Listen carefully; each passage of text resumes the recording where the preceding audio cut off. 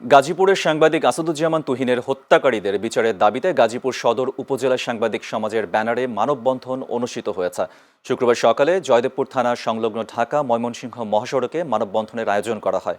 এদিকে মৌলভীবাজারে জুড়িতে ফুলতলা ইউনিয়ন পরিষদের চেয়ারম্যান আব্দুল আলিম শেলুর মুক্তির দাবিতে মানববন্ধন ও বিক্ষোভ মিছিল অনুষ্ঠিত হয়েছে।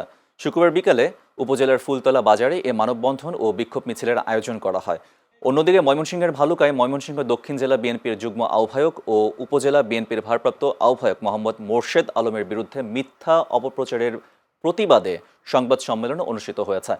শুক্রবার বিকালে ভালুকা প্রেস ক্লাবে সংবাদ সম্মেলন অনুষ্ঠিত হয়। এছাড়া গাজীপুরের সাংবাদিক আসাদুজ্জামান তুহিন হত্যার প্রতিবাদে ব্রাহ্মণবাড়িয়ার নবীনগরে মানববন্ধন কর্মসূচি পালন করেছেন সাংবাদিকরা। কর্মসূচি থেকে সাংবাদিক তুহিন হত্যার ঘটনায় জড়িতদের অবিলম্বে গ্রেফতার ও দৃষ্টান্তমূলক শাস্তির দাবি জানানো হয়। গাজীপুরে সাংবাদিক হত্যার প্রতিবাদে বগুড়ার গাবতলীতে মানববন্ধন অনুষ্ঠিত হয়েছে। মাল্টিমিডিয়া রিপোর্টার্স ইউনিয়নের উদ্যোগে শহরের সাতমাথায় মানববন্ধন ও প্রতিবাদ কর্মসূচি পালিত হয়।